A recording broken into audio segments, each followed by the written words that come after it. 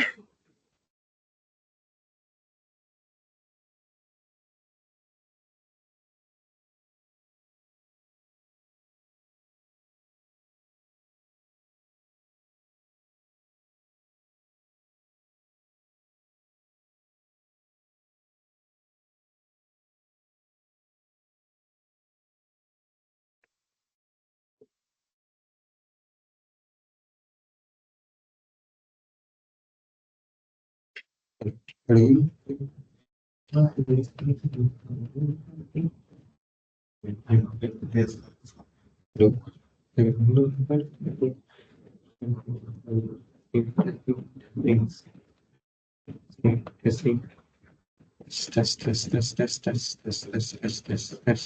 Hello.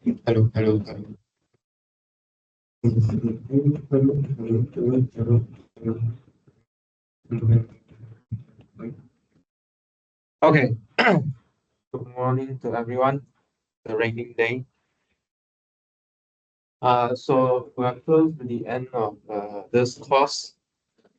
So there are basically 3 more weeks left. In the last week, the final week, we would have a master presentation. So there will be 3 of them. Okay, I will do it in the class, so you'll be present as well. So you get to ask them questions during their presentation. So what they do will be presenting topology in different fields. Okay. Once I got their topic, I will put it on for you to see. And because it's the end of the class or this subject already, there are few major theorems which actually very constructive. Meaning the proof is quite long. So please bear with it. Okay, so first long proof we're gonna see is Urysohn lemma here. So what's Urysohn lemma telling you was if you have a T1 topological space which is normal, what is normal means? What does normal mean? T4 and T1. So what's T4? You can separate two closed set. Okay, you can separate two closed set. T1 you can separate. T1 you don't quite separate 2 points, right? Wait, let me think. Yeah, if you separate 2 point means it's Hausdorff, right? The two are open set cannot intersect. But T1, you could have a case that the open set intersect, but one of the open set cannot contain the other point. Okay. So, so we go from open set condition here to continuous map condition here. Okay.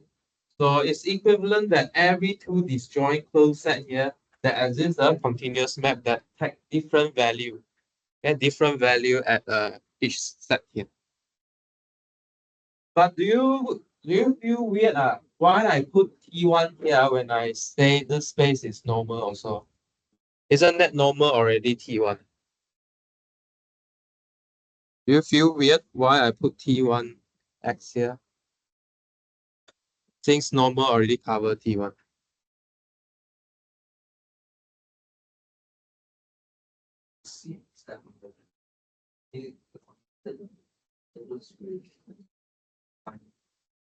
What is T3? You mean T4? Yes, so meaning that actually this T1 condition here will be used in the other statement. That's what this X is already assumed to be T1. Okay, so the question is about T4. Okay, so this statement is a biconditional statement. So actually one direction is really easy.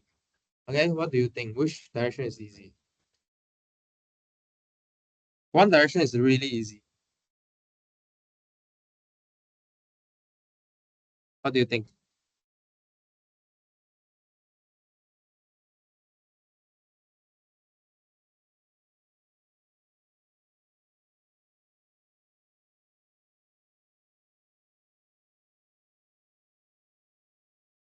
One direction is really easy. Larry, any idea?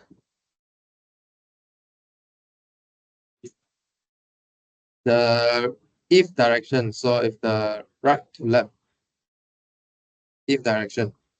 So how do you solve the if direction? So you need to prove T4, right? Okay, you need to produce two open set that are separate, two closed set. So how do you do it?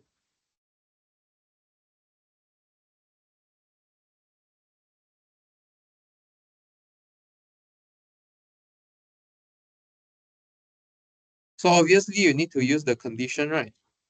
So the condition says that if you have two disjoint closed set, then you have a continuous map. Okay, that take different values here. But how do you cook out an open set that separate these two? Continuous. How do you link to open set? What does continuous map does for you? Huh?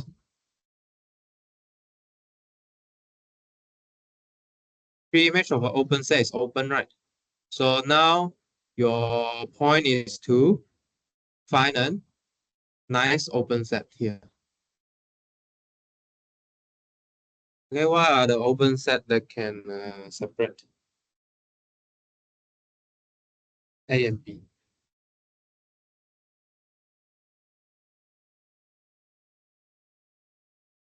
Hmm?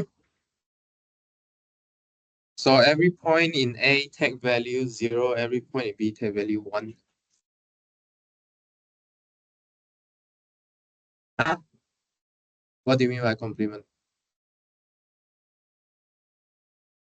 So we want to find some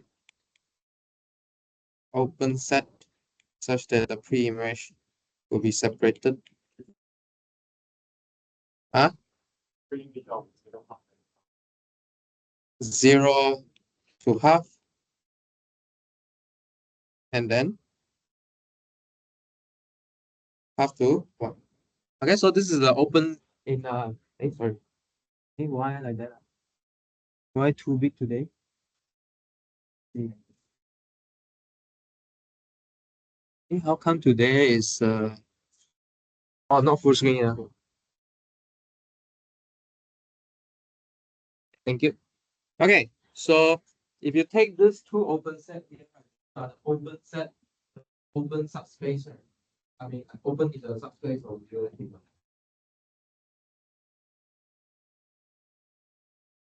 Is it clear that this two intersection is empty?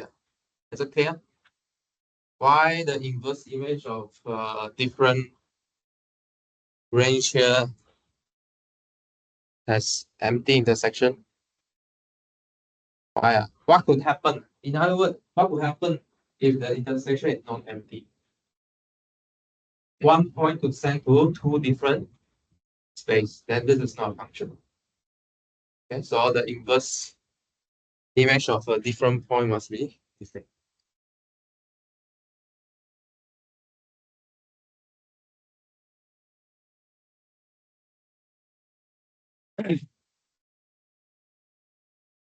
Okay, make sense?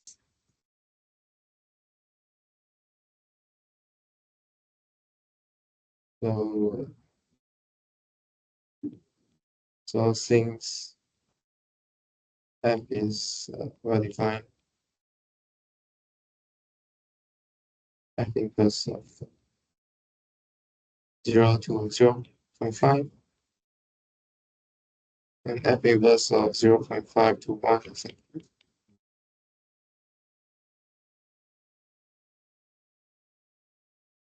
Okay, so the other direction, we will just give you a proof sketch here, meaning there are some technicality you need to fill in. But what's the idea here? Actually, there are three main steps here. So our first step is we will try to construct a family of open set, okay? So that we can define our continuous function f, because we need to construct f, right? Okay, so we'll build a family of, so let me write down. So they'll break into 3 steps. So we'll use normality to construct a certain family of open set. Okay, and this family is a bit special. We'll index it by rational number.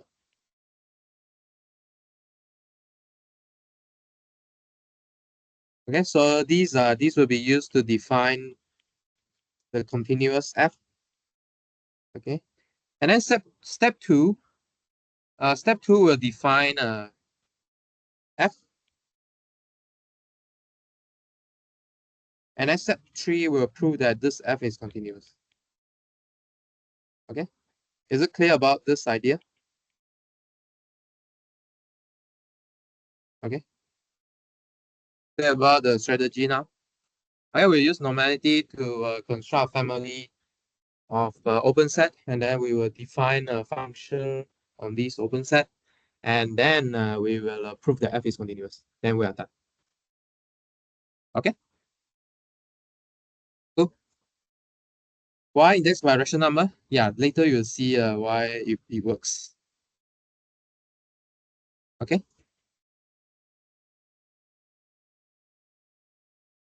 Cool. Okay, so let's see. Let's see what's the rationale behind using rational number. What's the rationale behind using rational? All right. So let's see what are we going to do here.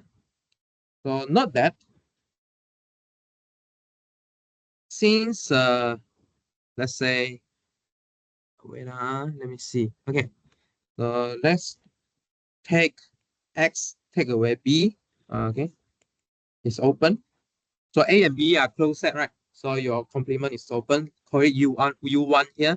And then this is an open set that contain A. Make sense, huh? Right. You got A, B inside your set, and then you take your B complement, then should be contain the other A here. But our space is normal, right? Last time we proved equivalent definition for normality, right? Okay.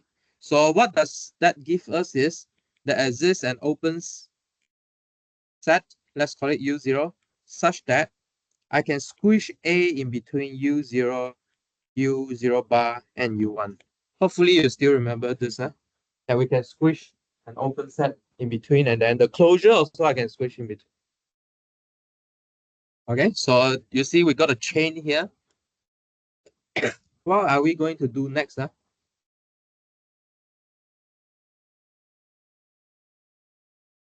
So what are we going to do next here? Just now we are, what's our construction just now? We got a closed set. Okay, we got a closed set, and then complement cover a closed set. Okay, and then we found another open set here.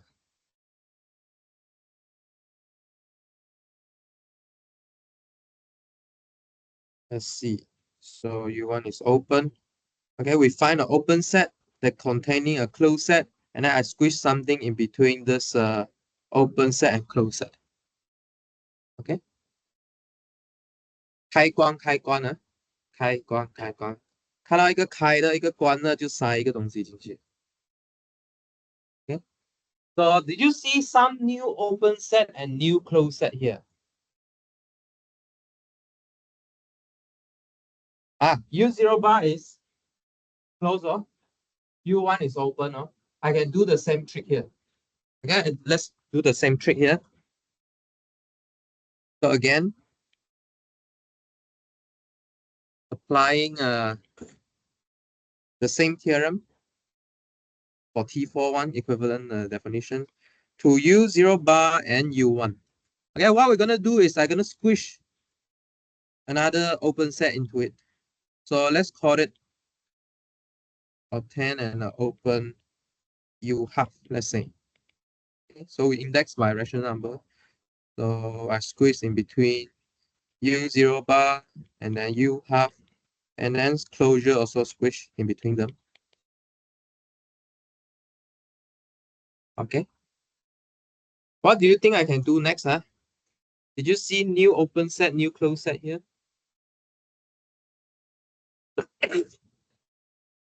Ah, mm-hmm. Uh-huh. Put where?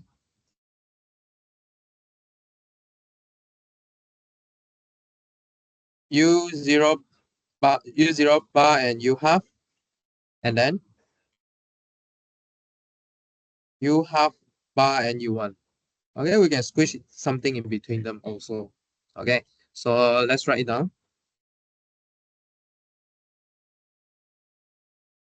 So similarly, there exists open, let's say U 1/4 and U 3/4, such that, okay, I continue and squish. So let's squish it in between. Here I put U 1/4, U 1/4, and then U 1/4 bar. Okay, another place I can squish is uh, between U1 half bar and then U1.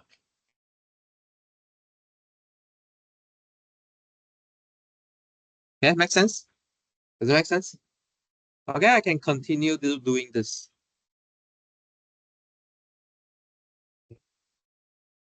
So we repeat the process by inserting open set UR, okay, for the multiples of 1, 8, 1, 16, and so on. Okay, make sense? Okay, so this come with my picture that I show you last time. So let's copy this picture here.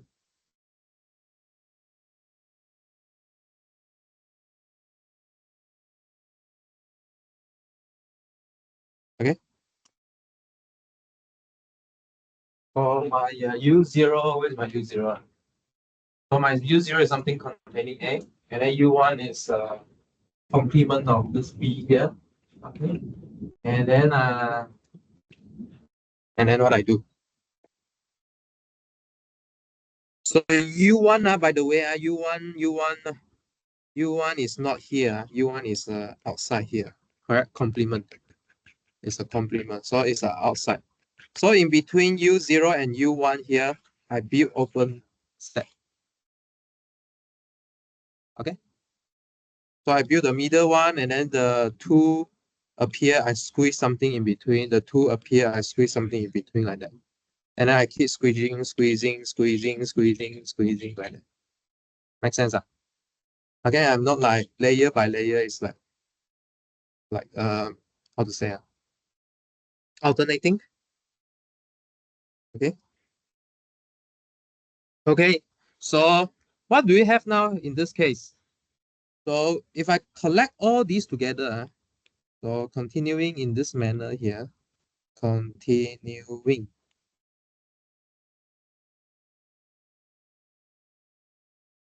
We will actually obtain open set UR, okay, such that my R will live in this set here, M over 2N, such that M and N is a natural number, okay, with 0. Let's call this set D. Okay, we'll call this set D here. Correct? Okay. Power of 2. Okay, so what's this set here? This is a very special set called the set of dyadic fraction. Okay, the set of dyadic fractions. Okay, so what's special about this set here? This set actually is not too far away from your rational number. So actually this set, you can prove that it is dense actually. In real number, it is dense. Okay, it's almost like a rational number. Okay, dyadic fraction here. So furthermore, there's a very special property here. If you have ordering on your D, I mean this ordering is just a real number ordering. Okay, P less than Q here. Then what you can see is you can check that the subset inclusion here also respect this covering.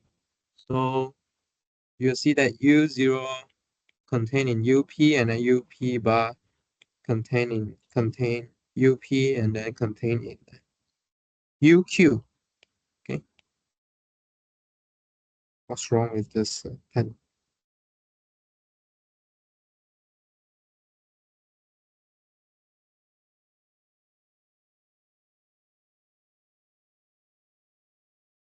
Okay. UQ bar, and then UQ bar will contain. Okay, so if you have ordering on your D, you also have the similar ordering on your open set.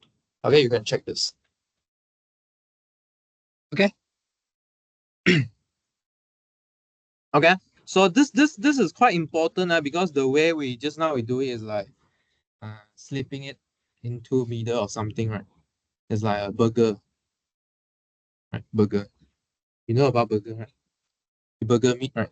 Okay, you put a burger meat inside. But the way we put it, we still respect the order. Okay, so pretty important here. Okay, next we're going to define f. So let's define f. So with this burger meat here, so how are we going to define f? So we define f from x to 0, 1. Okay, so meaning for every x in x. So how am I going to give this value here? Why is it there is a delay?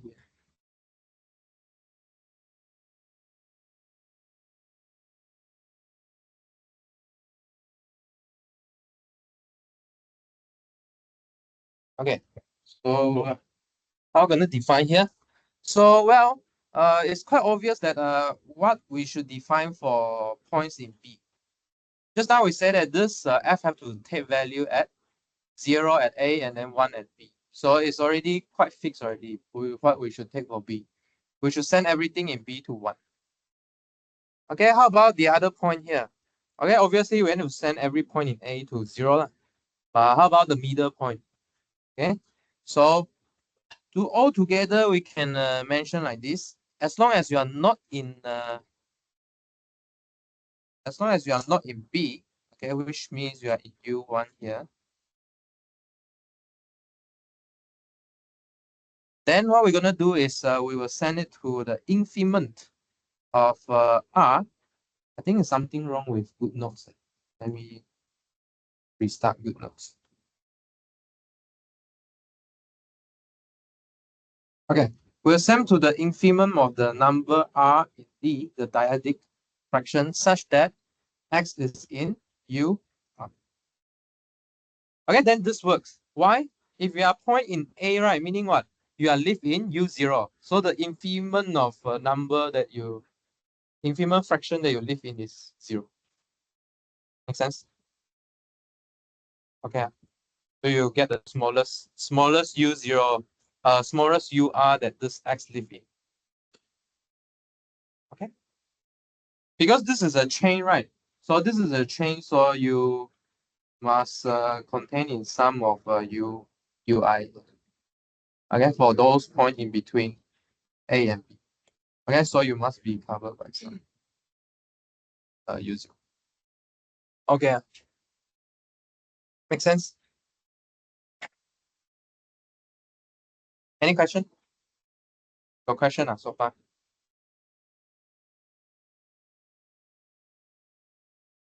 So you see there's subtlety here. If you live in U half, right, what's the smallest one?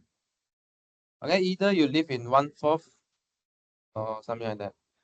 So one thing you want to observe here is, you see, when we add the open set, right, we respect the order. You see, 1/4, 1/2, and then 3/4. Okay, we respect the order. So how could you imagine this function here? So the closer you are to A, the value you take of f is actually closer to 0. And then slowly when you go close to B, and then the open set you live in should be, the value you take should be, the dyadic fraction of open set you live should be closer to 1. Make sense? Got question? Yes? Yes?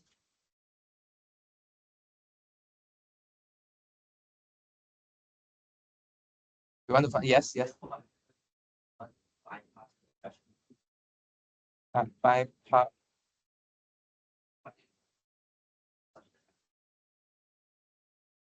Fx, can Fx be irrational? Huh? You mean, is the output here irrational number? Can it be irrational number? Let me think. When can irrational number appear? Huh? When can an irrational number appear? Let me think.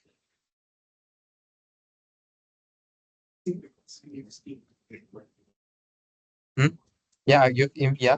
So I was like thinking, what is the possible case that infinite irrational appear?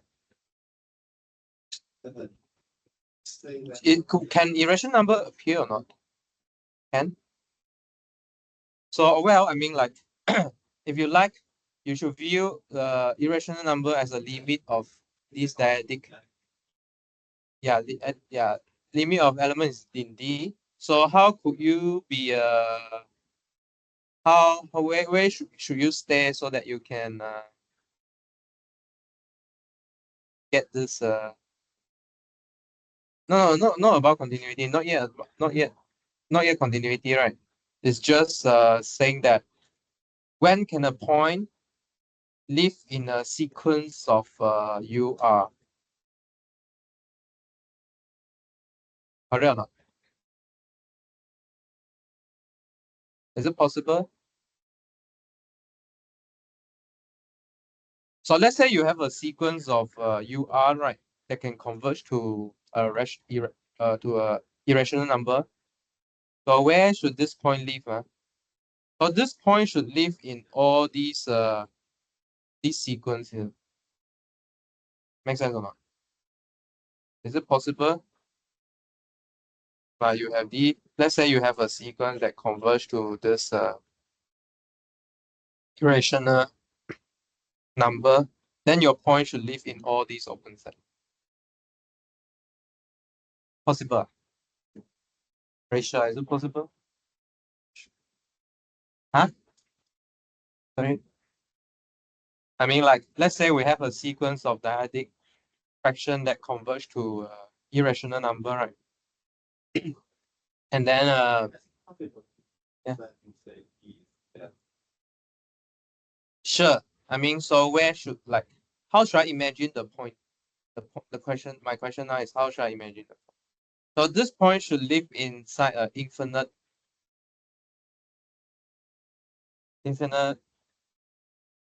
sequence of open set. But it's possible, right? Because we keep like squeezing open set into the middle of two open set. Huh? Yes, this.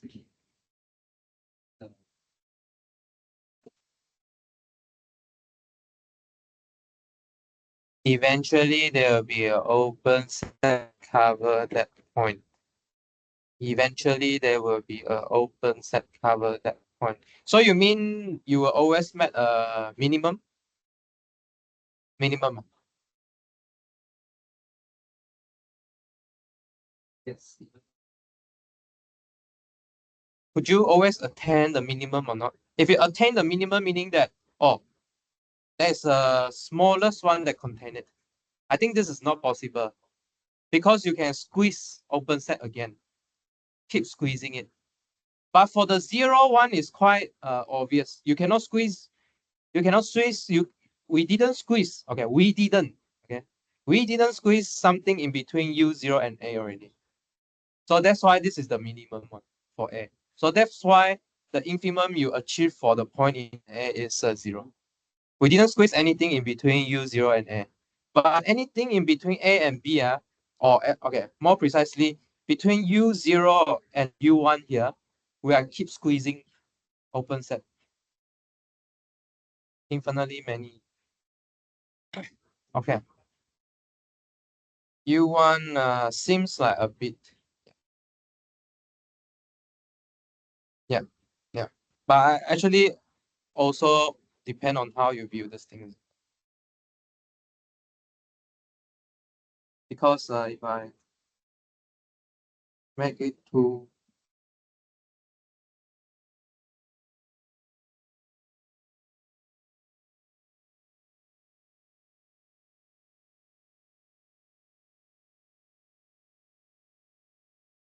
so that you can still notice it, or maybe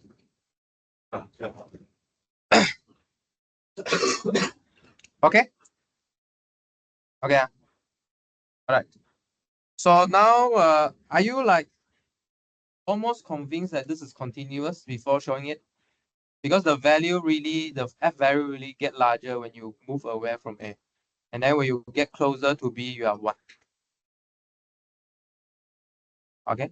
Because you see from this chain here, when you get closer to B, actually you live in a larger UI. Okay, so the infimum you should imagine is larger. Okay? Okay, so let's prove this is continuous then. Actually, this continuous proof is very interesting. quite tricky here, very interesting. So let's try and show it. There's a lot of number theory plus factoring. Okay. Oh, I write it here. Okay. So let's show continuity here. So what kind of continuity we're gonna use here? Let's see. Open set continuity. Let me check. Yeah. Oh, okay, sure. That's cool. But right, you're right. Okay, so we're gonna show open set continuity here.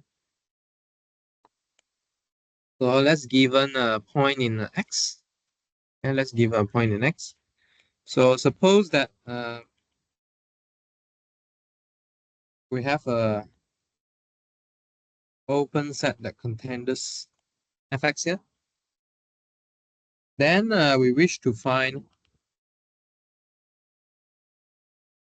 a opened u that contain x such that fu contain in CD. Yeah, it's like epsilon. I give you an epsilon, I want to find a delta. Yeah. So these epsilon and delta become an open set now.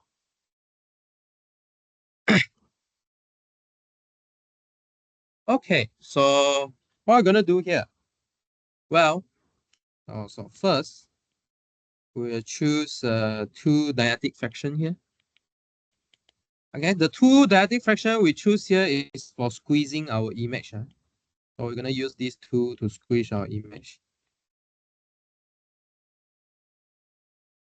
So here's n1. So let's squish my fx in between these two dyadic fraction here. Because just now we claimed that the set of D is dense. Okay, so we can do this. Moreover, they are squished in between CD also. So it's really like a rational dense and irrational dense kind of thing.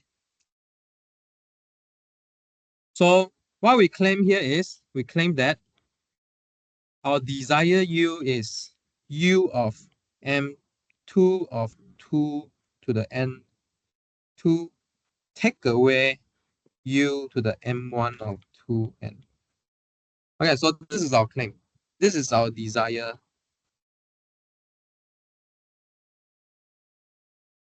Is our desire opened set U that contain X. Okay. So first of all, are you agree that this is an open set? I take an open set, take away a closed set, open. Okay, complement also open set. And then so we need to prove that this thing here, what do we need to prove? Contain X. Okay, X is inside there.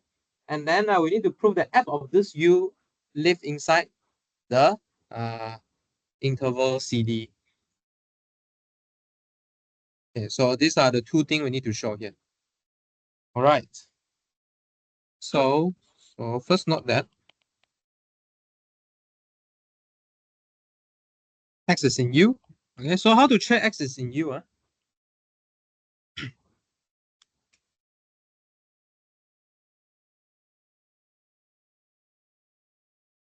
So note that we know that fx is less than m2 2 to the n2. Okay, so this means that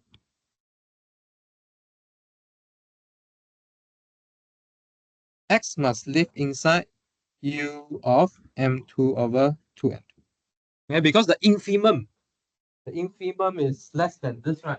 So you must contain in there so that your infimum can go down. Okay. And then the other case is since fx is greater than m1 of 2n1.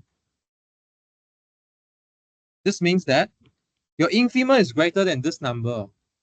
Okay, this means that you cannot live in the closure of M1 to N1. Otherwise, it will bring down your infimum. Make sense? Okay. So if this is not true, or otherwise, your infimum should be lower than this number here. Okay. So if it stay inside the closure, then your infimum should be less than or equal to this number. Okay. Remember between the open set, right? This closed set and its open set, we can squish open set again. So your infimum should be less than or equal to that number. So which is less than. Makes sense. Okay. Okay. Can follow?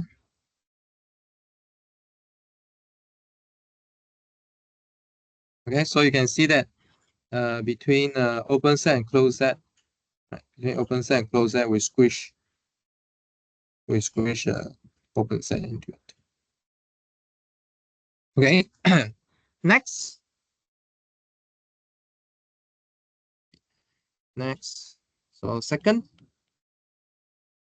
I will show that the image of U live inside the interval CD. So let's see how to do this. So again, let's take a random X in this complement set, open set here. Then this X will live inside U of M2 to N2, which is live inside the closure of M2 over 2N2. Okay. So what does this mean is actually Fx here is less than or equals to M2 over 2N2. Okay. So the infimum should go down. Okay. But this number here, we find it less than D.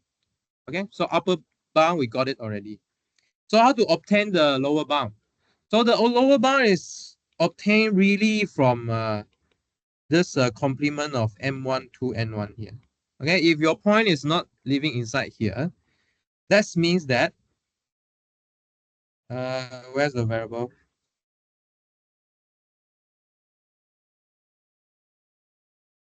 Where's X?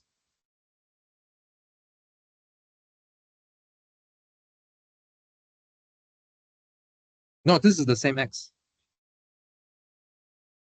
This is the same X. What are you doing? No, this is the same X. Oh, wait, let me see. Well, okay. Okay, never mind. Okay.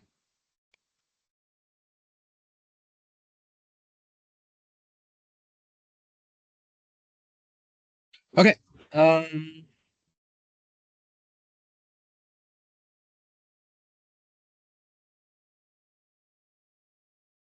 So actually, the previous argument we finished already, so it's fine. But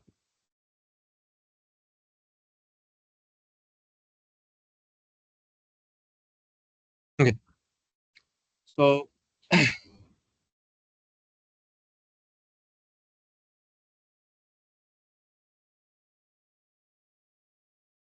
okay, so this point is not in the closure. So what does this mean here is it also not staying in the open set of UM1 over 2N1. Okay. So by the contra positive of the chain inclusion, then subsequently it won't stay in all the US for all the S that is less than M1 over 2. Okay, so what does this mean here? You are increasing the infimum. Okay, so how much is your infimum could be? So your Fx could be greater or equals to M1 over 2N1, which is greater than C. Okay. So altogether, what you get is your Fx is living inside the interval of M1 over 2N1 to M2 over 2N2. And then this interval is, on the other hand, living inside CD. Okay, so we are done. Yeah. Oh, sorry. Why? Yeah. This one.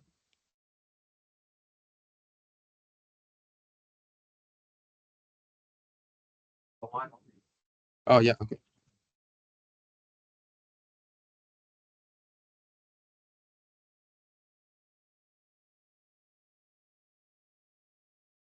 写错是什么意思？ You actually want to try to be. Oh, okay, okay. I mean, like a bit too far.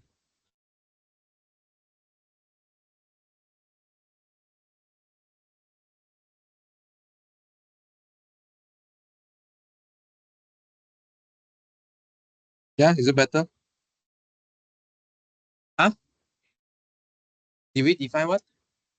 What do you mean by U? U with that index? Yeah, we did, right? Just now is this thing, right? U with the index.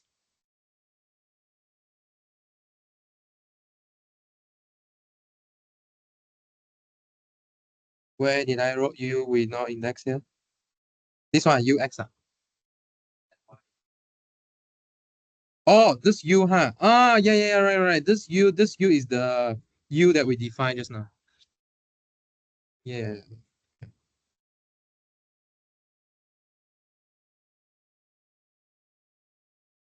Okay.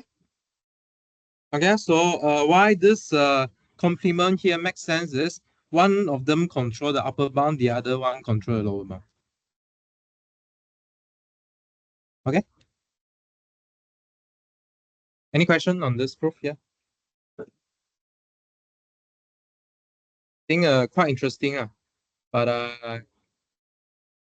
if I give it clearly to you, you can think of this proof or not? Can you think of this proof yourself from scratch? Yeah, you can think about it if from scratch, how you gonna do this?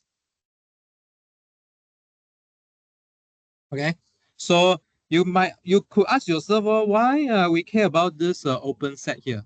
Okay, actually we are trying to use the open set to build out the function. So maybe if you don't want to build your function this way, then you could think of different way. But couldn't be too far from this way because what you need to achieve is you need to slowly grow from 0 to 1, right? This is definitely what you want to do. You cannot simply grow your function because you want it to be continuous. Okay. Yeah. All right. So inspired by this lemma here, we're going to define if A, B are two set, don't care whether it's open or closed or what. And there exists a continuous function 0, 1 such that FA is just 0 and FB is just 1. Okay, we will say that A and B can be separated by a continuous function. Okay, so last time you learned that we separate two things using open set. Now this is a separation by a continuous function. Okay. Please don't confuse separation and separable. Separable is a dense countable set subset.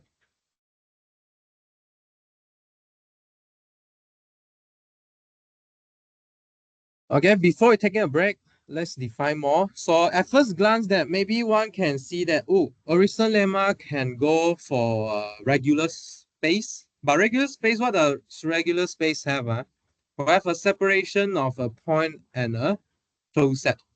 Okay. So this further prompt to more separation definition here. So we say that a topological space is functionally Hausdorff. Okay, functionally here means a function. Okay, so what does it mean by functionally Hausdorff here? Meaning Hausdorff work for different 2 points, right? Okay, so here we also take 2 different points. Then there's this continuous function such that fx equals 0 and fy equals 1. Okay, this is what they call to be a functionally Hausdorff. Okay, you use a Hausdorff function to separate. And then there's something called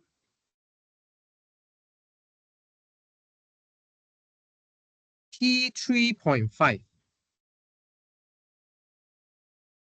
So something in between T3 and T4, T3.5. So how could the T3.5 be? So if for every closed set A in X, okay, so if for every closed set A in X, and then for every X not in A here, there exists continuous function, okay, such that FA is 0 and then Fx is 1. Okay, so there's a subtlety here. Hey, why I put this one FA to be set Fx to be just a value? What's the rationale here? Ah, what's the rationale here? Why one is set, one is number? Ah, 赵生，你写错，你想错，你猜错。但是现在你醒了吗？FS why like this 呢？我没有写错，我的 claim。对，为什么没有错？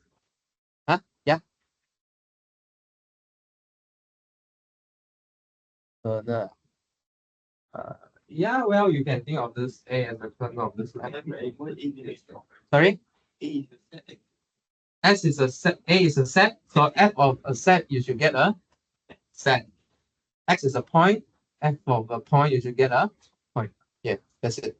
So F A equals to a set of 0, meaning what? Every point in A should evaluate to only 0, because there's only 0 here. Okay? That's how is it continuous? No lah, I mean like what we do just now, a similar thing. I mean, this is just existence. As long as you can write down. You cannot write down, then that doesn't exist. So it's like a bunch of 0, then slowly grow to one thing is just taking value 1.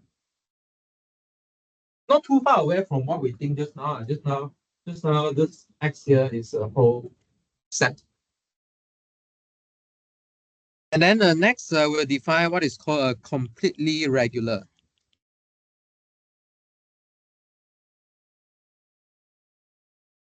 So completely regular here means if it is T3.5 and T1. Okay. Or sometimes we call this space to be taken off. Okay, so there's a lot of things that we introduce now, a lot of TI here. I will share you a book, counter example in topology, and then inside there there's a lot of bizarre counter example, and then there's a table of these different separation, compactness, connectedness. Okay, you will see that you open your eyes often. Okay, let's take a break from here. Let's break until 11:03.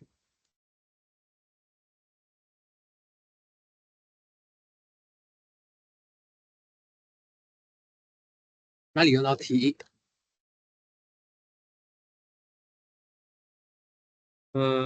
我记得有一个方向是要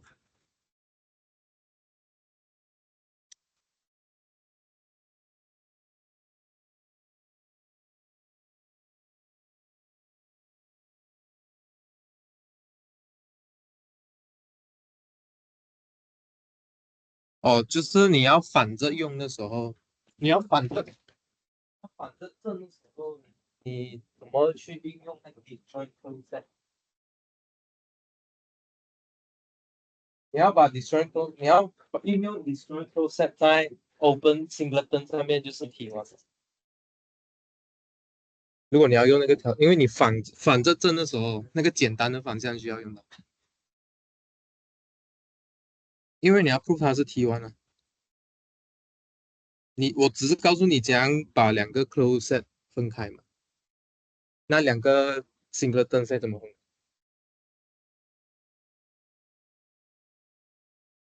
？so, 另外一个方向，我只是正了两个 disjoint close set 嘛，对不对？OK，然后现在如果你要正 T1 的时候是要两个 singleton set。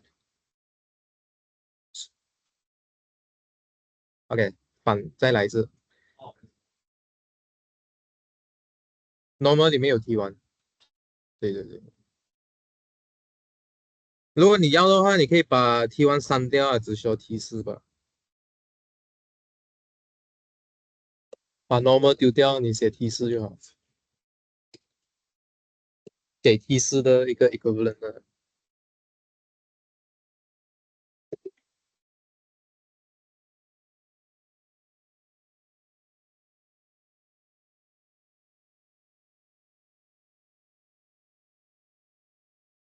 对啊，你的朋友哎，还没理解他们。啊，那我听我看那个男朋友，嗯，他因为一天都不打，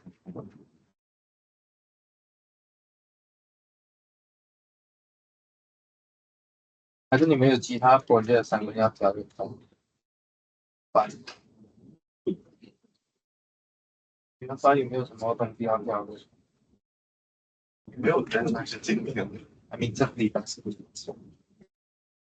成功没有同学。那我们定成一个 service 的 report，不是上个拜五交的。那个 group 的，明天要在 division 多会讲，要是这个。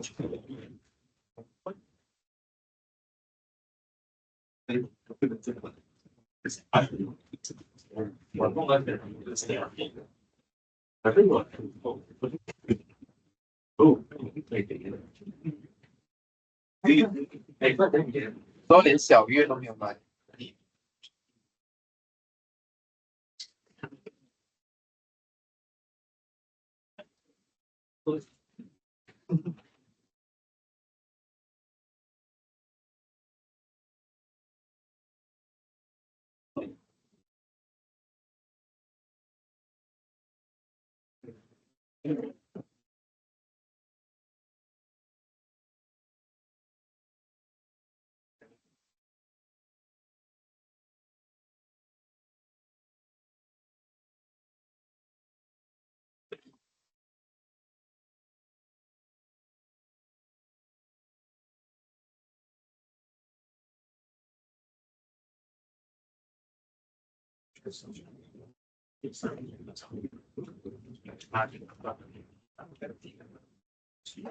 Eric，你看到我 share 给你的那个吗？我 tag 你的那个 screen，那还没。你有空看一下。还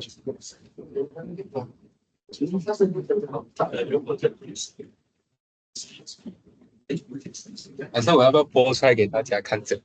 我播出来给大家看。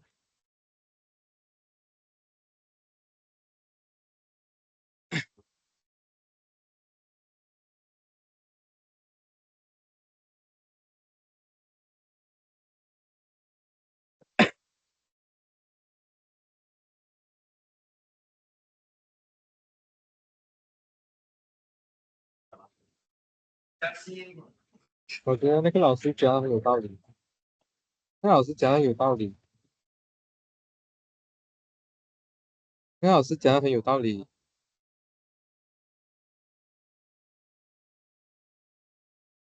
然后我觉得也蛮在这里蛮贴切的。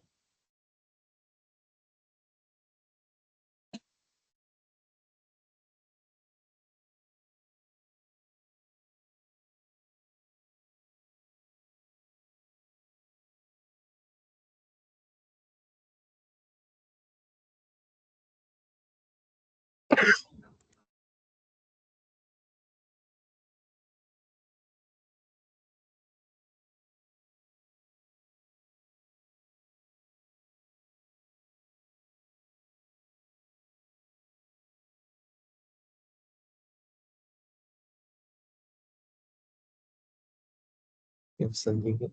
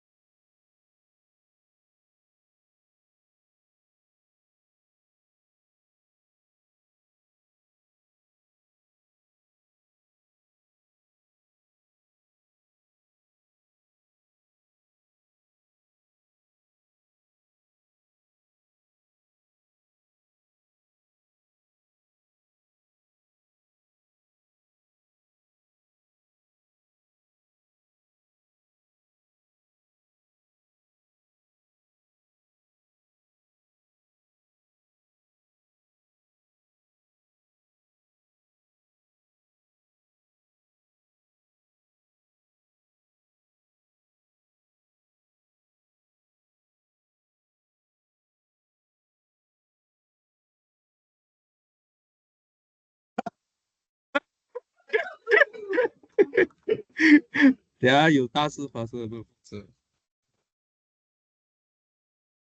诶，为什么没有声音哦？很奇怪。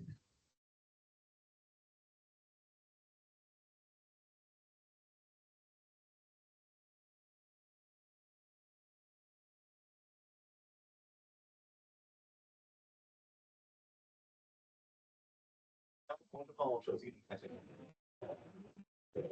要用我的声音啊，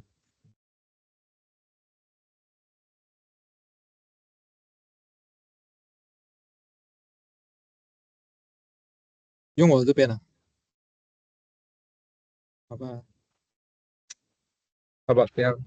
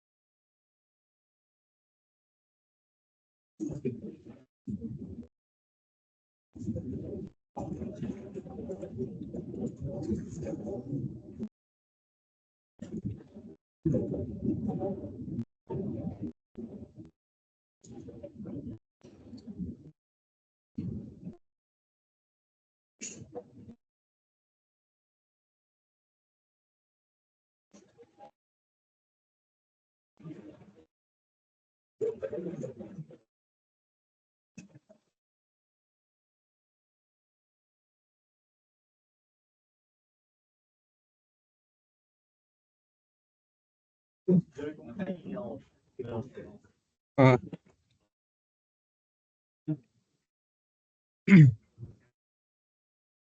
，hello hello testing. Okay, some short clip.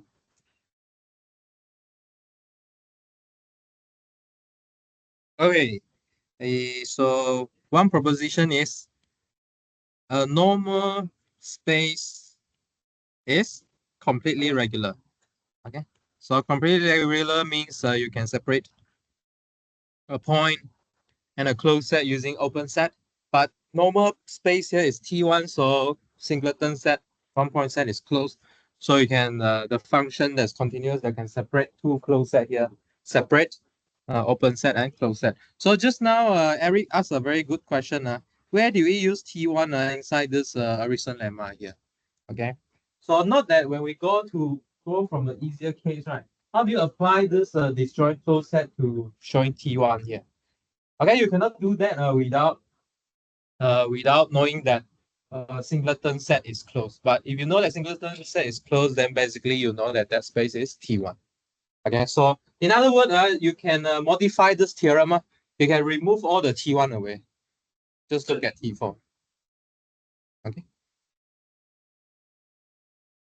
Okay, so we know that a normal space is completely regular.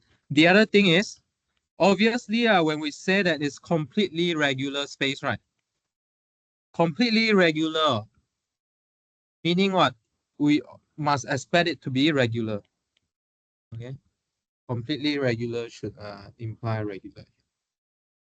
And then this proof is exactly similar to what we produce for the other easy direction for the T4 for the normal proof, normal theorem. Should I write it down?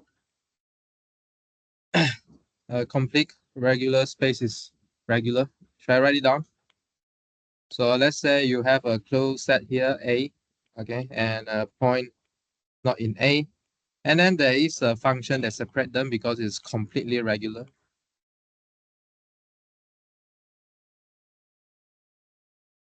Okay, then what's the open set here? Okay, did you notice this similar from what we did just now? Okay, what's the open set here? So just consider the inverse image of 0 to, let's say, 0.25, and then inverse image from 0 to 5 to 1. Okay, just to be a bit special from what we had just. Okay, makes sense, huh? And then what you also can prove is we're not going to show here the property being completely regular is actually hereditary and productive. So you should imagine the proof as hereditary, meaning you can inherit. You use the F that you show for completely regular, you can inherit to a subspace. And productive, maybe you could take a product of the function that give you the completely regular thing. Okay. And then one example you could see is the Sorgenfrey plane. Sorgenfrey plane. So Sorgenfrey line is the lower limit line. So you take the product, become plane. Actually, you can show that it is completely regular but not normal. We do this in tutorial, so you can check it out in the tutorial sheets. Okay, it's completely regular but not normal.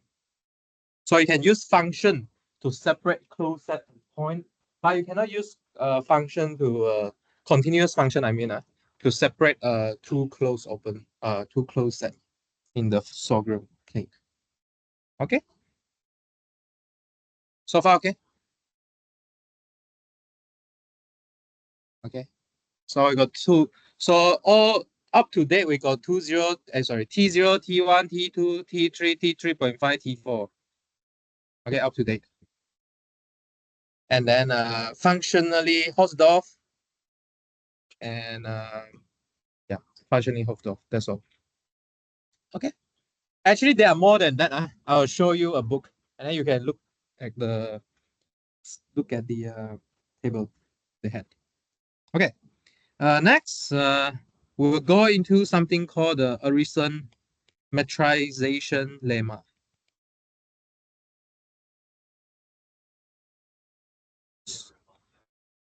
Sorry, theorem.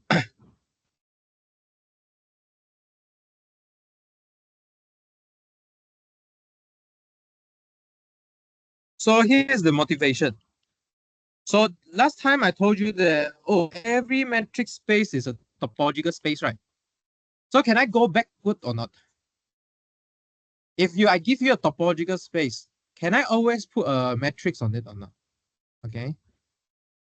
Why? Kingston, how you know? Huh?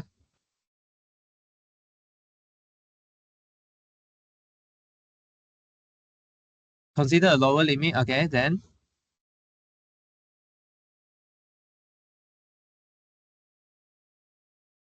why is it not metrizable?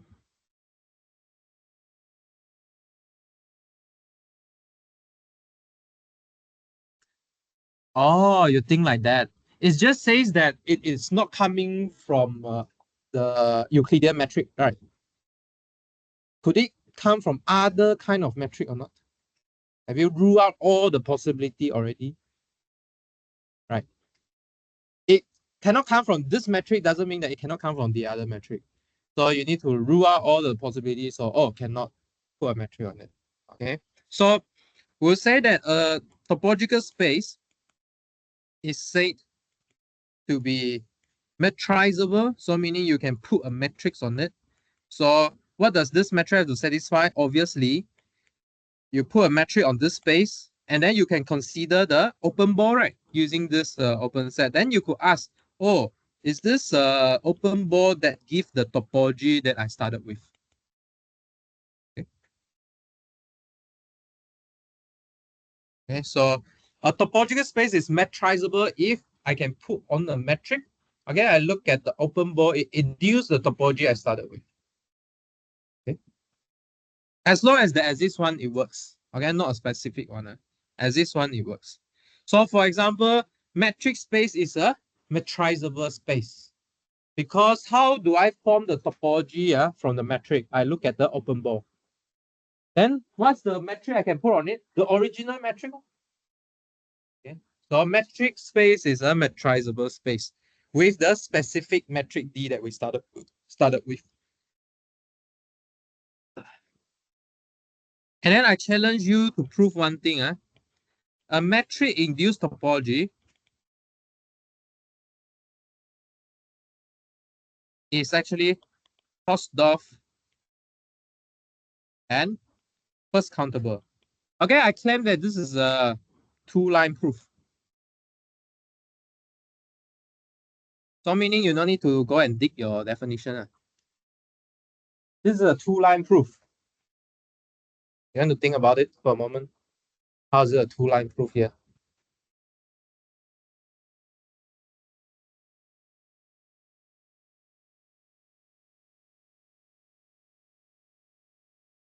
Metric induced topology is Hausdorff and first.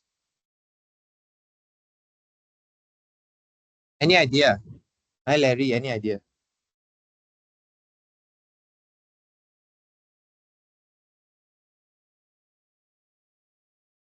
Uh-huh.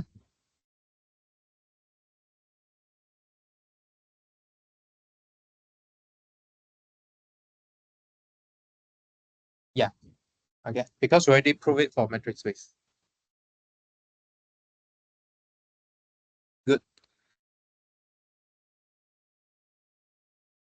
Okay. So why is it a two-line proof? Because we don't even need to go into what's the definition of Hausdorff or first countable. We just need to know how to relate metric space to Hausdorff and first countable, and then we know that how matrix induced topology come from a metric space. That's it. What we need to know. Okay. What time is it? 1113. Should we do this long proof again? Let's do this long proof. 1 hour, one long proof. So we're gonna prove that every regular. Should we prove this? Let me think. So let's talk about it first. Let's decide want to prove this or not.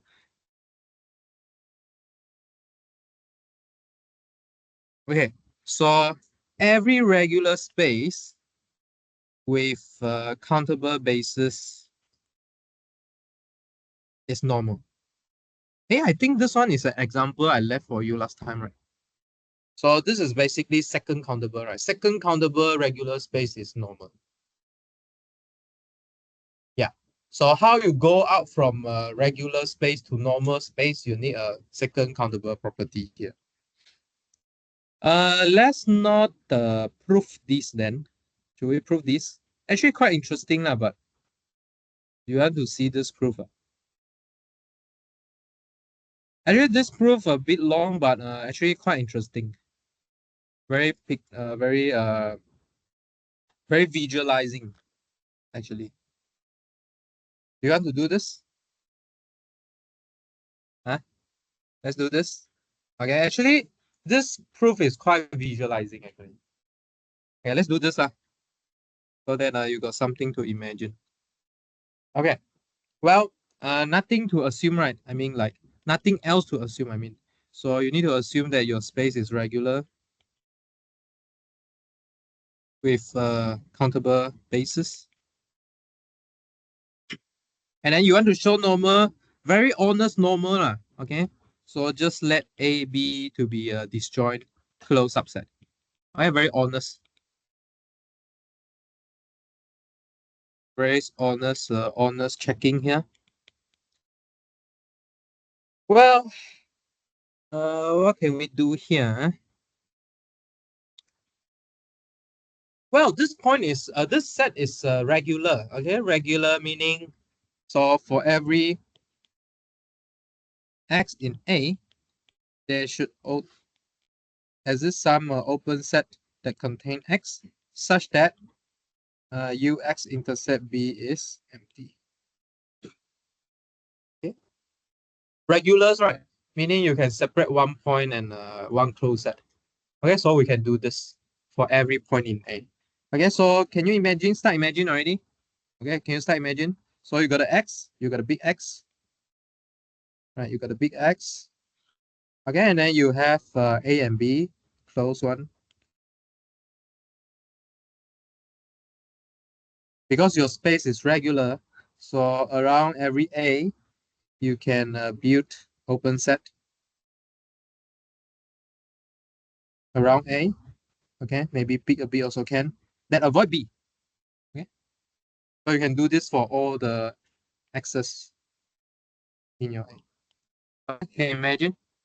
A bit like your assignment question, right? The compacting, Hausdorff compact. For every point, you build an open set that avoid.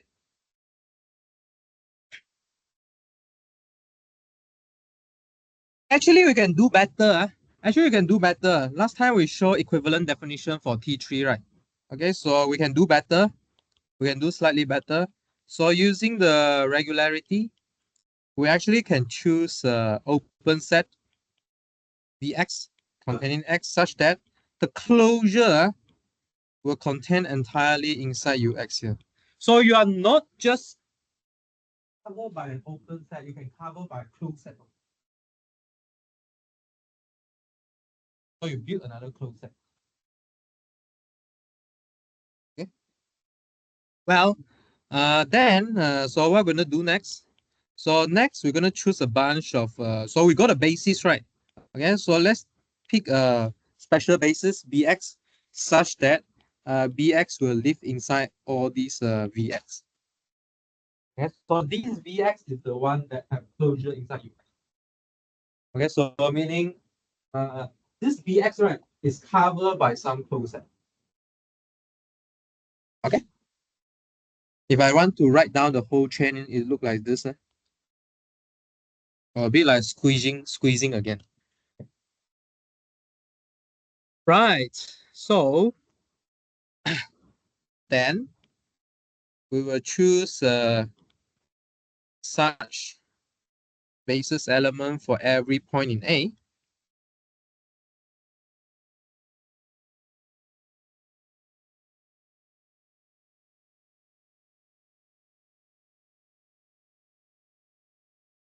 Okay, from this way, so this is our claim. So let's write down the claim. We have constructed a countable covering of A by open set whose closure does not intersect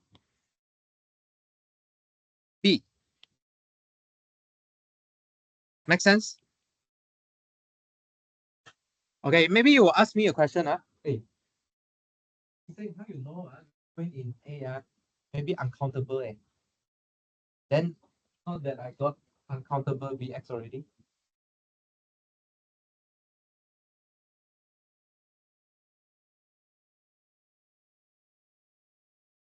How many choices of Vx you can make here?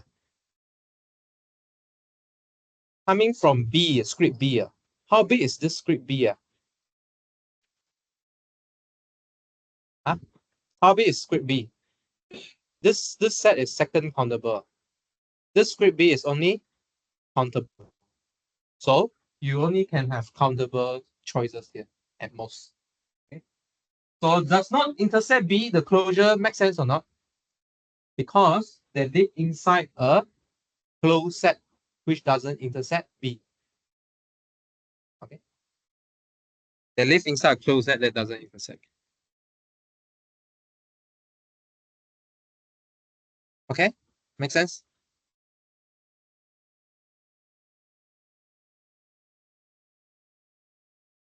Make sense, Okay. So since this covering here of A is countable, we might as well re-index them. Just now we re-index them by X, right? So now we just index them by the positive integer. So let's call them.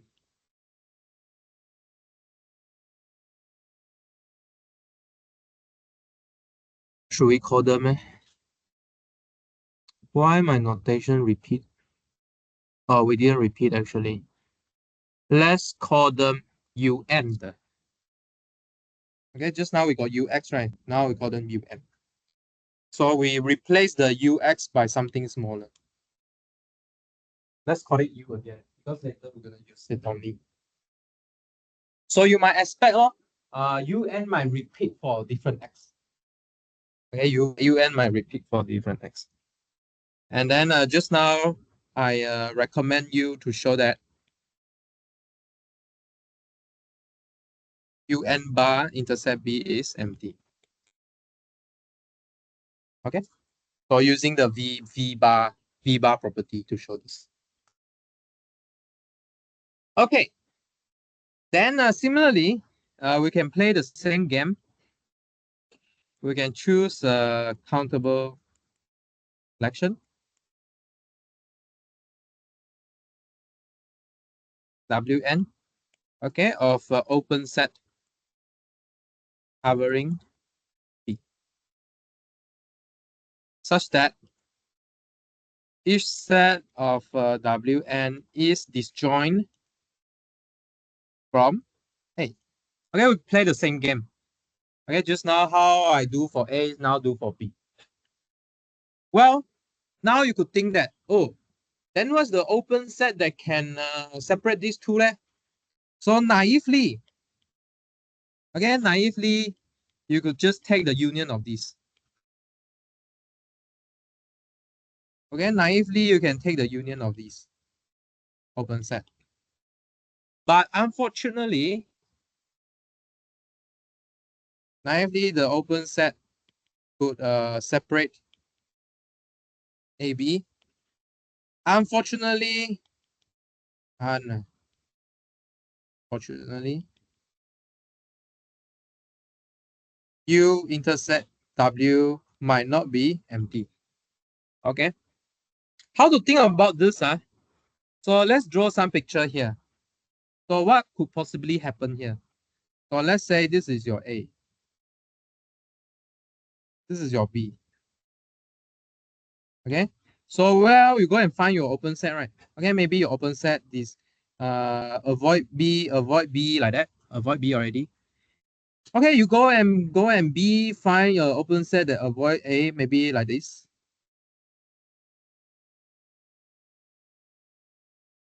Like this. But there's no way for you to guarantee that the union of the open set can be destroyed. This is like the T1 property, right? How do you go from T1 to Hostov? Okay. But there's a way to remedy this situation here. Can you think of a way to remedy this problem here? I give you this picture. Can you think of a way to remedy this picture? Huh?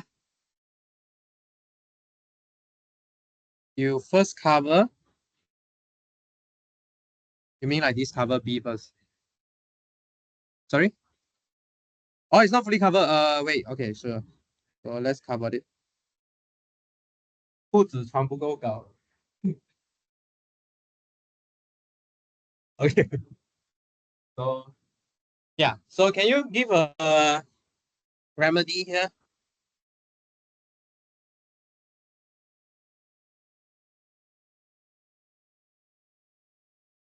Yeah, two disjoint open set. So almost there already. Just 这些 intersection 有点麻烦。而且弄掉哈 Sorry? You could cut off, but how to cut off it? After you cut it off, right? You need to make sure that it's open cover again. How to cut off?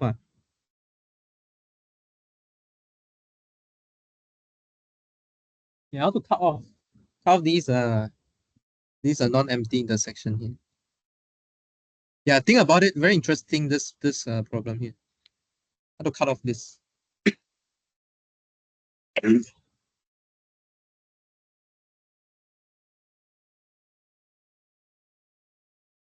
Yeah, 想一想. Maybe something to do with closure because you want to have a complement of closed state to stay open, right?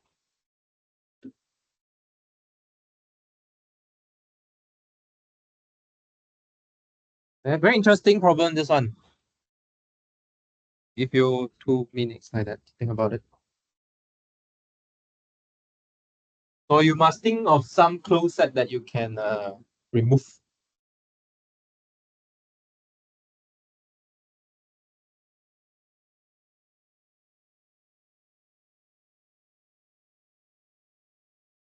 Any idea? Ah,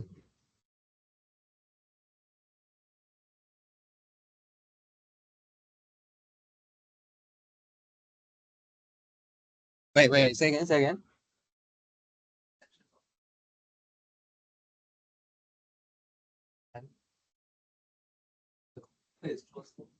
The complement, you mean complement of open set of the intersection? Yes. So everything, everything else, I mean. I say that without the intersection are too close. Every covering without the intersection. So suppose like this. Set the coverage and I collect on the intersection. And then you can You look at the intersection. All the intersection. yeah. And I think they are union. You say they are union, yeah. But my topology is Mm-hmm. then I think the complex Complement in where? In the whole space or in what? In the open cover. So you union everything together. You take the complement in where? Union of the intersection.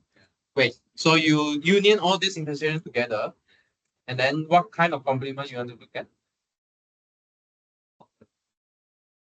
Okay, you look at the union of the intersection, the complement of the union of the intersection in where?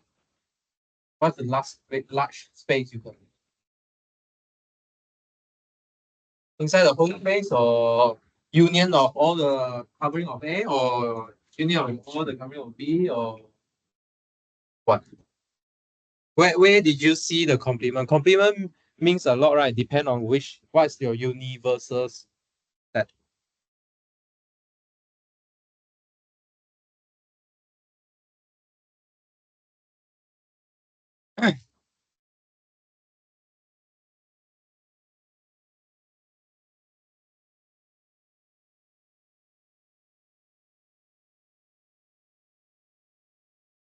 Got idea or not? 赵胜，这个没有 topology 的东西啊，那只是想要切东西吧。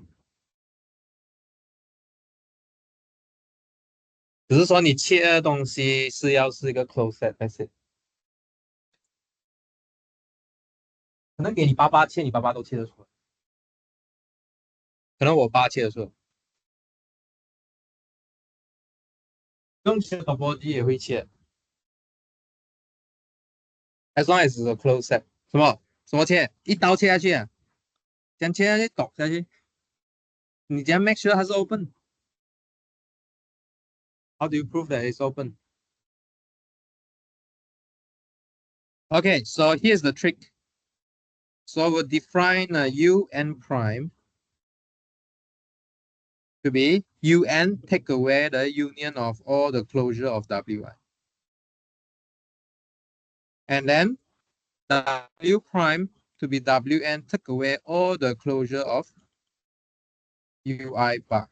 So what does it mean by here? So let's test this construction. U0, you start with U0. U0 bar is U0. Okay, we haven't give name here. Let's give some name here.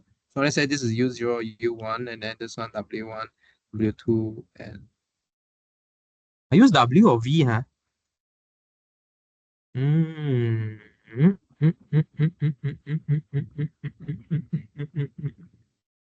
Oh, it's W, so my picture got problem. Okay, never mind. So W1, W2, W1, W2, and W3. So what do you do to U0? You take the U0, take away all the closure of WI. Okay, so you see, Where does this U0 intersect? Intersect with W1 and W2, right? So if you close W1 and W2 together, where do you cut it?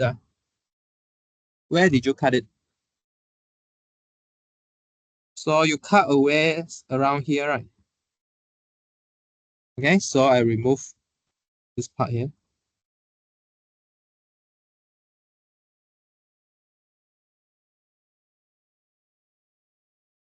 Okay.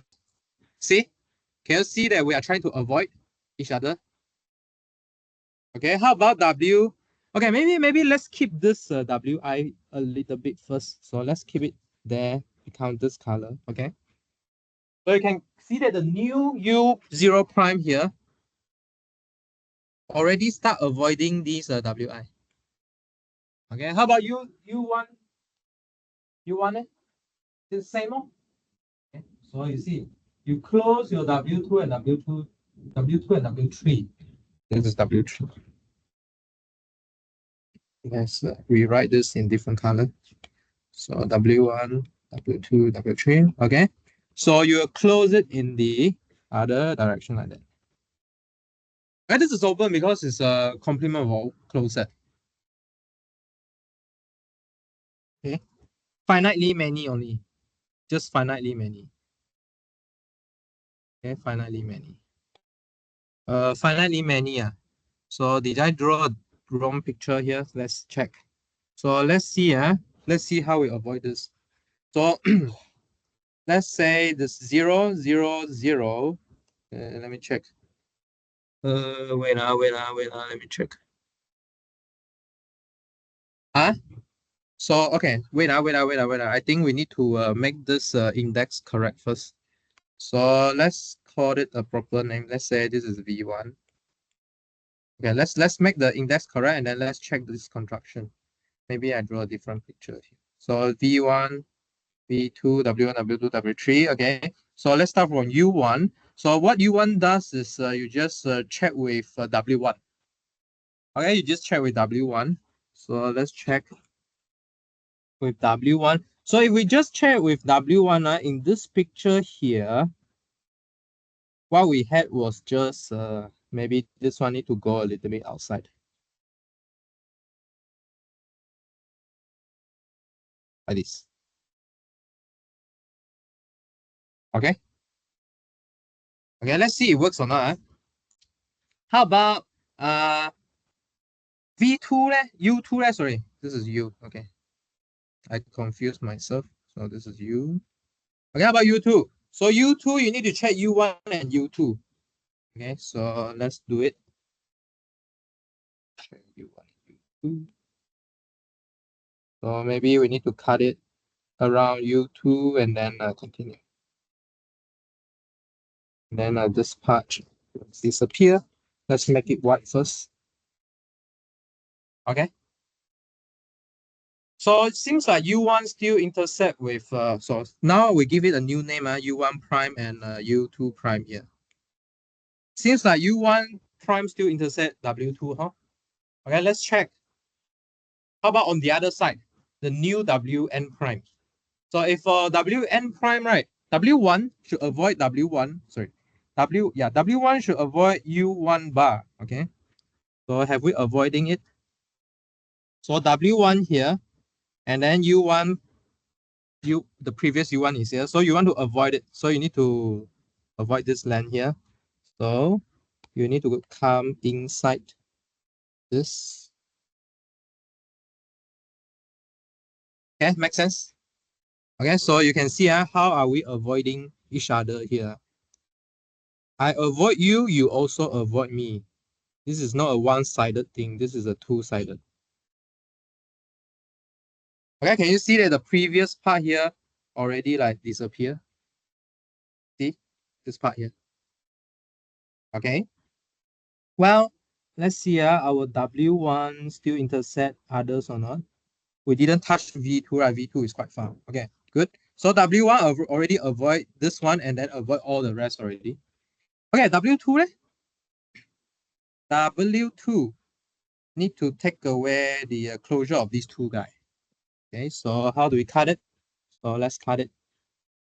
So W2 need to move in and then avoid W V2 prime here. Okay, so I need to carry off this part.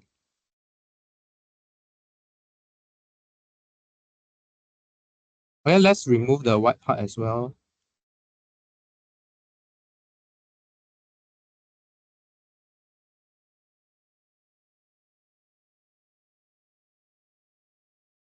Okay, can you see that? Right. Our W2 is okay. I connect the wrong W2. W2 should be connected like this. This one need to throw away already. Okay. Okay, I can see what happened to my W2. So my W2 is previously is this square here, but it become something like this. Okay. So avoiding V1 and V2, but definitely avoiding V1 prime and V2 prime because already even smaller already. Okay. How about V3? Okay, V3 need to avoid V2 prime. Okay, so the avoidance is like this. Okay, so I need to remove this.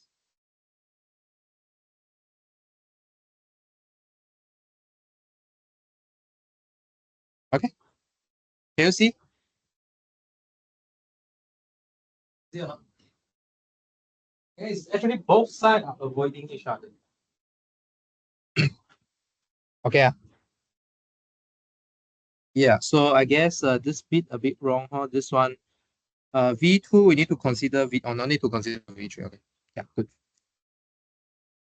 Okay, happy? Okay, so you try and write down in words why the intersection is empty. Yeah, but I show you how this picture looks like in this construction. Okay. Okay. Well, you could try different construction if you like, but you need to make sure that your UN prime and W prime is open again. Okay. Right. So let's go to the next theorem. This is the Urysohn metrization theorem.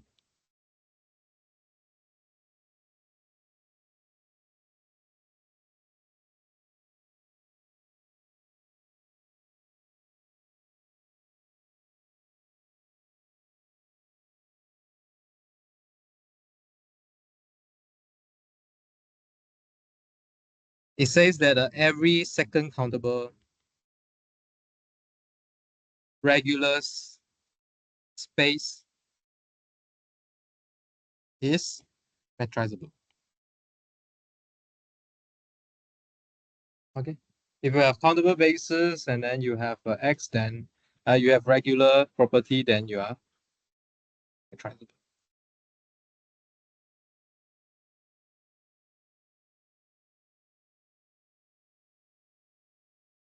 Okay, so well, how to prove metrizable? You need to propose some kind of universal uh, universal metric that works.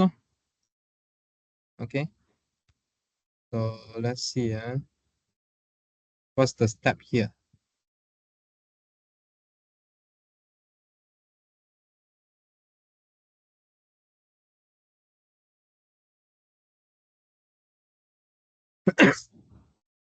Okay, so there's a very slick point we're gonna show here is instead of propose a different metric on different topological space, what we're gonna show is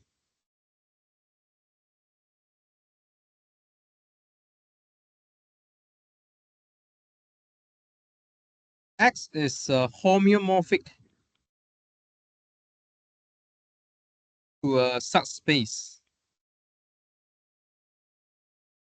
of metrizable space, which is R omega here. So R omega here is the infinite product space. Okay, with product topology This space product topology, just last time I told you in open set condition, right? But once can check that, or I already put into the tutorial. It's a theorem in Moncrief. You can actually put a metric that looks like this. It's a supremum of the minimum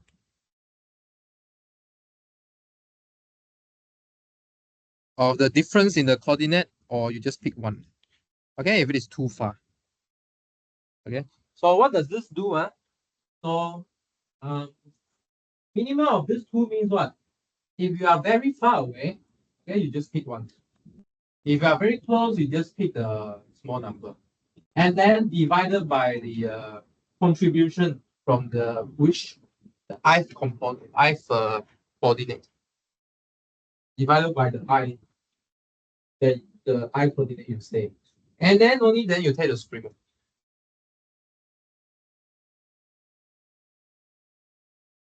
So what's this metric doing here? It is kind of decided. Okay, it's kind of decided by what? By the decided by what? What's the supremum you can get here? What's the supremum you can get here? If you get something less than one, you divide it by something you are even smaller than one, right? Then the largest thing you can get here, I guess, is just one. Okay, so it's kind of like bringing all your points very close within 0 and 1. Okay, make sense? Okay. So our trick here is to show that it's homeomorphic to something metrizable. Then it's metrizable. Okay, so this is the trick here. Okay. Because homeomorphism will help you transfer the topological property. Okay, so then the problem here is to find this homeomorphism then. Okay, so to find this homeomorphism is a little bit tricky. How do we realize this R omega here is a bit tricky here? It's a little bit tricky. So we're gonna realize this R omega here as a value of some function that takes on this topological space. A value of some function. Okay. So actually it's infinitely many image of different function.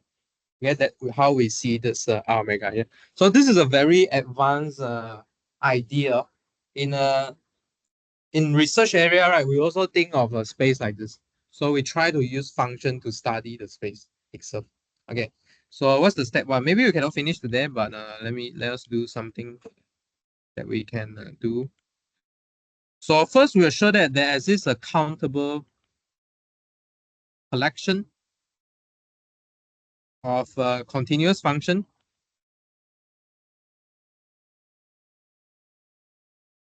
Fn from x to 0, 1. Okay, having this property here. Having the property that for every x not in x, and for every open u in x naught, there exists n in n such that fn of s naught is greater than 0, and f of the closure, sorry, f of the complement of u is 0. So this is a little bit different from what we have for complete regular space. Those are for closed set, and then the point is not in x. But here, this u here, oh, okay, good. So it's similar, but what's difference here? We just have regularity here. We don't have complete regular. But what we have is second countable plus regular. Okay, so somehow we could use this property to build it. How about I tell you the strategy first, and then tomorrow we will show it. because the proof is a little bit long. Okay, and then the second step is how do we find this homeomorphism then? Okay, so now we want to construct homeomorphism. So we construct a homeomorphism from X to Fx. Okay, there's something lived inside R omega here. Okay, so how we define this? Well, what we're gonna do is X, because just now we have countable collection of Fi here. So we just put it as F1x, F2x, and so on. Okay, then we want to show that this is a homeomorphism. Okay, after we do that, then we are basically done. Okay, so it's just a subset, subspace inside R omega.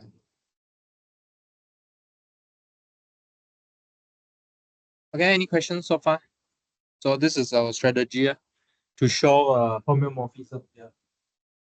So we don't simply embed this x here into R omega. We embed it as a image of one function. Okay, very interesting, huh? You see, from one x, maybe you got coordinates. Then I make it into one number, and then I produce a bunch of numbers for it. From one x, I produce a bunch of numbers for it. Usual embedding will be like, oh, just this tensor put inside R3, right? It's the same tensor. But now I reformulate this tensor. Oh, this tensor maybe it's red, long, ink. You get what I mean?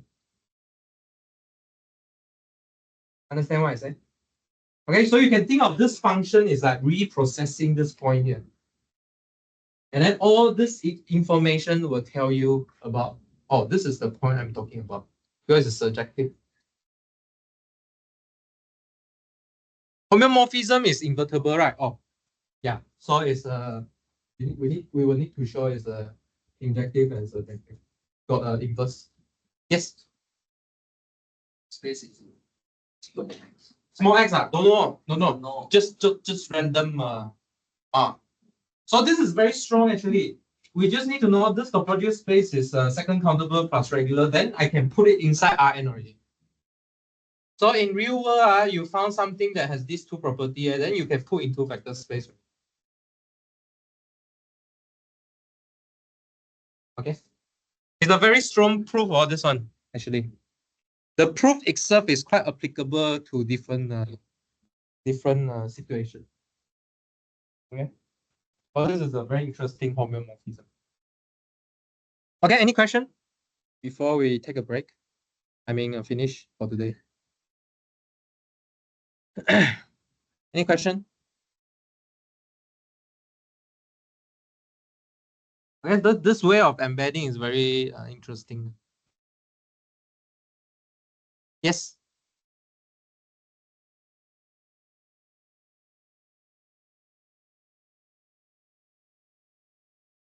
You mean this? Why are we doing this? Why are we doing this? Let me think. Let me see. I think this is for continuity later, to show something is continuous later. For continuous purpose, later we'll use it. Yeah, we will use this to show that this map is a homeomorphism. Okay, instead of showing this as a bijection, we will find the inverse actually. What's the inverse?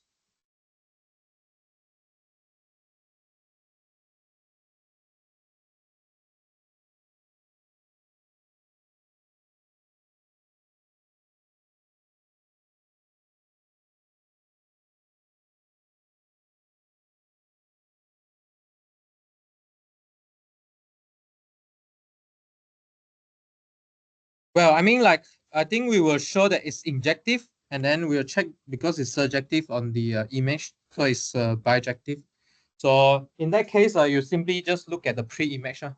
So because if we show that it's injective, then the pre-image should be just one thing. So the inverse is defined by the pre-image. Yeah. This is the strategy. The property on this function that we pick here will be useful to show continuity later. Okay. Yeah. Yes.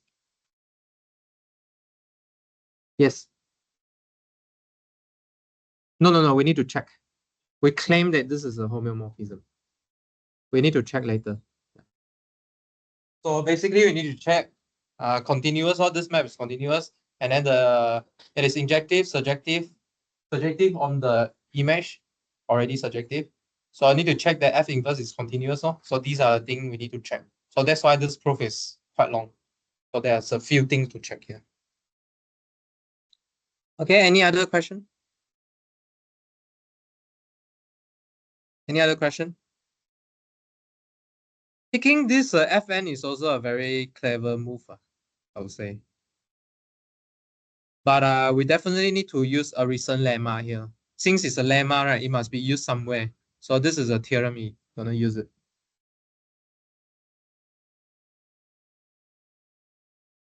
Okay. To use a recent lemma, it must be normal, right? How regular can go to normal second countable O? Okay, it's normal. So you should use a recent lemma here.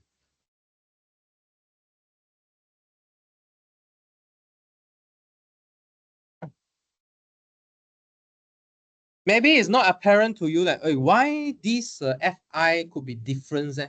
Okay, so yeah, so there's another thing. How we come up with so many Fn here. Okay, so how we come up with so many.